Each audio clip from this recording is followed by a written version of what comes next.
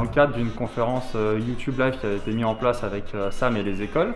J'ai vu que l'école montagne était particulièrement active pour le suivi de la course. Je suis Pissaquais aussi, je suis né à Poissy, j'ai grandi à Poissy et j'habite à Poissy.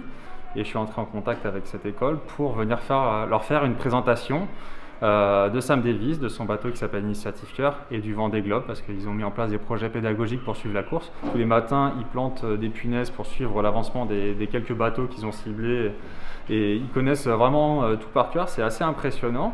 Et puis le Vendée Globe, c'est un beau support pour apprendre et travailler plein de choses en géographie, en histoire, en français, et puis ça permet aussi de s'évader un petit peu. Plein de choses, ils suivent l'aventure depuis leur salle de classe, ça les fait voyager par procuration. Puis ils connaissent vraiment sur le bout des doigts, ils connaissent tous les skippers, ils savent les différents problèmes qu'ont rencontré les skippers, ceux qui ont abandonné, ils connaissent le classement, ils connaissent plein de choses, c'est vraiment impressionnant. On voit qu'ils se sont plongés dans ce projet-là à fond et qu'ils sont motivés. Alors du coup, l'avantage de ce projet autour du Vendée Globe, c'est qu'on peut lier vraiment plusieurs matières, donc la lecture, la géographie, la découverte du monde, l'histoire avec les histoires maritimes.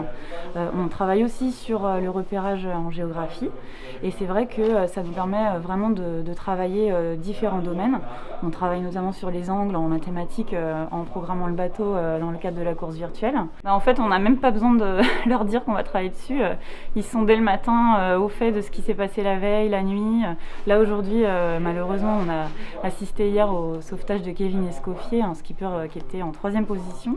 Et dès 8h30, les élèves sont tout de suite venus nous parler de ça. Enfin, on en a parlé en classe. C'est vraiment quelque chose qui les habite en ce moment. Avec le nombre de bateaux qui se cassent, est-ce que c'est facile de changer de voile tous les jours? Comment tu arrives à dormir dans cette machine qui fait du bruit tous les jours? La dame qui travaille dans l'équipe d'Alexia Barrière a répondu: pour dormir, avec le bruit, ce n'est pas simple. Le pire, c'est tous les mouvements du bateau. Parfois, ça secoue trop. Est-ce que tu vas bien? Qu'as-tu vu depuis le début comme animal marin? Elle a dit qu'elle avait vu des algues. Les sargasses, ce sont des algues. Je vais vous montrer. Est-ce que tu vois souvent des déchets dans l'océan? Elle a répondu que pour les déchets, on ne les voit pas toujours. Ça veut dire que dans la mer, il y a des tout petits déchets, des micro-pollutions, des tout petits morceaux de plastique qu'on ne voit pas, mais il y en a beaucoup. On a commencé début septembre parce qu'on a travaillé sur tout le vocabulaire des bateaux, le trajet. On a travaillé sur les parallèles et les méridiens pour arriver à se repérer, longitude, latitude, ce qui n'est pas au programme de l'école élémentaire, mais ce qui permettait de suivre les bateaux. On a travaillé en art visuel, surtout les peintres qui avaient représenté la mer.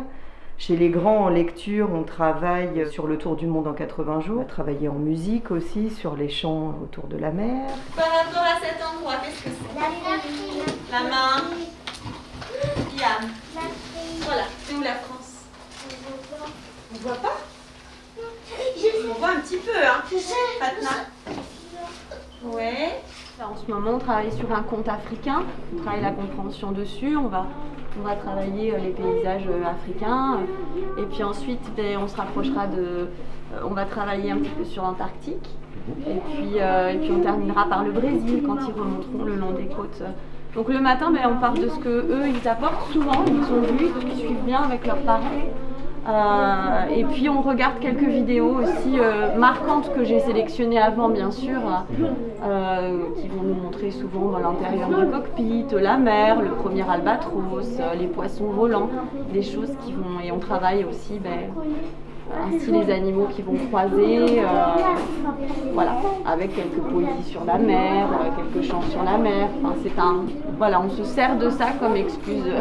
Et puis tous les jours ou presque, on fait un petit point sur la course, les conditions de vie dans le bateau. Là, c'est l'expression orale, littérature, davantage. Ils ont parfois des textes à lire avec des questions de compréhension, effectivement. On fait de regarder les illustrations et on va en discuter, comme la semaine dernière. Qu'est-ce que vous voyez? Dites-moi. Qu'est-ce que vous voyez et quel est le message? De Vincent Rioux, sauf Jean Le Cam en 2009. On n'est pas cette fois-ci au Cap de Bonne-Espérance, on est au Cap Horn. Attention, on était un peu plus loin dans la course, donc au Cap Horn, effectivement.